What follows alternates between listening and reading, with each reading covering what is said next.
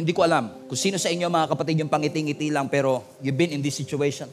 That you are trapped between where you want to go, that the future is dark and the past is so bright na parang kang hinahunting ng yung nakaraan and you don't know where to go. And you've been praying and asking God for a miracle, asking God for a breakthrough, and you can't seem to experience what God has promised in your life. That's why now you're tired. Pagod ka na rin. You're weary because the battle is taking longer than it should.